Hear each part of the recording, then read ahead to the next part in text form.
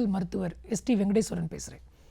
இந்த art of ஈட்டிங்கில் வந்து நம்ம எப்படி உடல் பருமனை ஈஸியாக நம்ம மருந்து மாத்திரைகளே இல்லாமல் எப்படி குறைக்க முடியும் அப்படிங்கிறத பார்த்தோம்.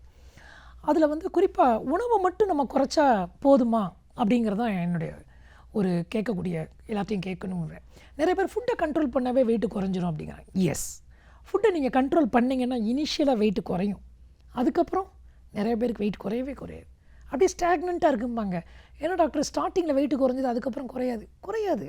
அந்த ஆரம்பத்தில் அந்த நீர்ச்சத்து கொஞ்சம் அப்படி குறையும், சேர்த்து வச்சுருக்க அந்த இனிஷியலாக இருக்கிற அந்த கிளைக்கோஜன் இதெல்லாம் அப்படி கொஞ்சம் வெயிட் குறையும், அதுக்கப்புறம் குறையாது. ஏன்? அவர் body is more smarter than us. நல்லா ஞாபகம் வச்சுக்கோங்க. நம்ம நினச்சிக்கிடுவோம் நம்ம தான் ரொம்ப ஸ்மார்ட்டு, நான் பெஸ்ட்டு ஒரு டயட் காம்பினேஷனில் போகிறேன் அப்படின்னு.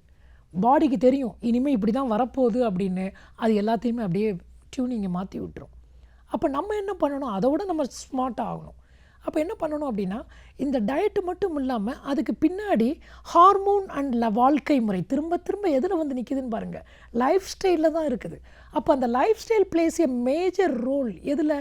மேனேஜ்மெண்ட்லேயும் மட்டும் இல்லை, வெயிட் மேனேஜ்மெண்ட்டில் அந்த வெயிட் ப்ரோக்ரஸ் ஆகாமல் பாதுகாக்கிறதுலையும் ஹார்மோனின் பங்கு மிக மிக அதிகம்.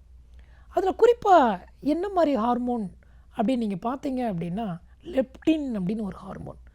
அதுதான் என்ன சொல்லலாம், ஒரு 1994 தான் அந்த ஹார்மோனை பற்றியே நிறையா பேசப்பட்டது அப்படின்னு சொல்லலாம்.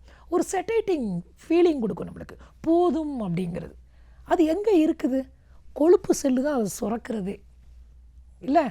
ஆனால் பல பேருக்கு இன்றைக்கி வந்து லெப்டின் ரெசிஸ்டன்ஸில் போய் நம்ம மாட்டிக்கிட்டோம், இன்சுலின் ரெசிஸ்டன்ட் மாதிரி. என்ன காரணம் அப்படின்னா, டூ மச்சாக நம்ம கொழுப்பை ரொம்ப அதிகமாக சாப்பிட்ட உடனே அதோடைய எஃபிஷியன்சி வந்து சரியாக வேலை செய்யாமல் போயிடும், அந்த லெப்டினுடைய ஃபங்க்ஷனே. அப்போ அங்கே கட் பண்ணாது, அது எனக்கு போதும் அப்படிங்கிறதே வராது. அது குறிப்பாக அது எதெல்லாம் அந்த ஃபங்க்ஷனை போய் டிஸ்டர்ப் பண்ணு பார்க்கலாமா? ஸ்வீட். அப்படி ஸ்வீட்டை வச்ச உடனே இன்னும் கொஞ்சம் இழுக்கும், ஏன்னா அங்கே லெப்டின் அடி வாங்கிடும். எவ்வளவுக்கு எவ்வளவு உங்களுக்கு இழுக்குதோ அவ்வளவுக்கு அளவு அப்போ ப்ராப்ளம்னு அர்த்தம். அப்படின்னா என்ன அர்த்தம்? லெப்டின் நீங்கள் ரெசிஸ்டண்ட் ஆகிட்டீங்கன்னு அர்த்தம். அப்புறம் லெப்டின் ரெசிஸ்டன்ஸ்க்கு எதெல்லாம் காரணம்?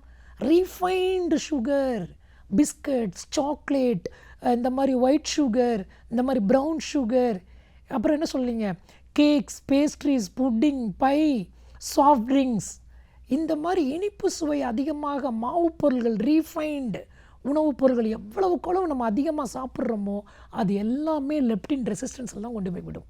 White rice, polished rice. எனக்கு சொர்க்கமே எதில் இருக்குங்க? சோத்தில் தாங்க இருக்குது. எனக்கு சோறு இல்லைன்னா எனக்கு கஷ்டமாக இருக்குது. எங்கேயாவது நார்த்து போனால் எப்படா ஒயிட் ரைஸ் சாப்பிட்லாம், சவுத் இண்டியன் இட்லி தோசை கிடைக்கும்னு தான் இருக்குது. இல்லை வயிறு கேட்டுச்சா நீ சப்பாத்தி சாப்பிட்டா செத்து போயிடுவ அப்படின்னு இல்லை. அப்போ என்ன காரணம்? மனம். மறந்துடாதீங்க. அதனால தான் சொல்கிறேன், ஒபேசிட்டி அப்படிங்கிறது இட்ஸ் அ மல்டி ஃபேக்டோரியல், நிறைய காரணங்கள் இருக்குது. அப்புறம் எப்போ ஒரு சிங்கிள் சைஸ் எல்லாருக்கும் செட் ஆகும்? எல்லாருக்குமே ஒரு ஸ்லிம் ஃபிட் செட் ஆகுமா? இல்லை ஒரு எக்ஸல் எல்லாருக்குமே செட் ஆகிருமா? அப்போ சிகிச்சை முறை எப்படி செட் ஆக முடியும்? அப்போ இதுலேருந்து என்ன தெரியுது? எனக்கு ஒரு டயட் சார்ட் கொடுங்களேன், இதுதான் எல்லாரும் கேட்குறது வெயிட்டை குறைக்கிறதுக்கு. அப்படி எதுவுமே ஸ்டாண்டர்டாக கொடுக்கவே முடியாது. இன்ஃபேக்ட் நான் பொதுவாக என்ன சொல்லுவேன், ஒரு டயபெட்டிஸ்க்கு என்ன சாப்பிடணும்னு டாக்டர் சொல்கிறாங்களோ அதை தான் இன்றைய காலகட்டத்தில் நம்ம இந்தியர்கள் அனைவரும் சாப்பிடணும். அந்த அளவுக்கு நம்ம டூ மச் ஆஃப் என்ன பண்ணுறோம், இட்லி, தோசை, சோறு, சப்பாத்தி, இதை தாங்க நம்ம சாப்பிட்றோம். திரும்ப திரும்ப திரும்ப மாவு பொருள் அப்படியே கொட்டி அள்ளி போடுறோம் நம்ம. அதற்குரியது என்னது? அடுத்த பக்கம் பார்த்திங்கன்னா அந்த ஹார்மோனுக்கு என்ன தேவை? இந்த லெப்டின் ரெசிஸ்டன்ஸுக்கு என்ன சொல்லலாம், காய்கறிகள், கூட்டு, கீரை, பொரியல், ரா வெஜிடபிள்ஸ், நீங்கள் அதை நிறைய எடுக்க ஆரம்பிச்சிங்க அப்படின்னா இந்த லெப்டின் ரெசிஸ்டன்ஸ்லேருந்து நம்ம கொஞ்சம் ஈஸியாக தப்பிச்சு விடலாம். அப்போ நம்ம உணவு பழக்கத்தை அடிப்படையில் நம்ம கொஞ்சம் மாற்றணும். அப்போ ரைஸ் சாப்பிடக்கூடாதுன்னு சொல்லலை, சாப்பிடுங்க. அதோட கொஞ்சம் அதிகமான அளவு கொஞ்சம் காய்கறி, கீரை, கூட்டு, பொரியலை மறந்துடாதீங்க. இதுக்கு எவ்வளோ முக்கியத்துவம் கொடுக்குறோமோ அதுக்கு அட்லீஸ்ட் ஈக்குவலாவது நம்ம முக்கியத்துவம் கொடுக்க வேண்டும். அப்போ ஈட் மோர், வெய் லெஸ், அதைத்தான் நம்ம பார்க்க போகிறோம் வரப்போகிற எபிசோடில்.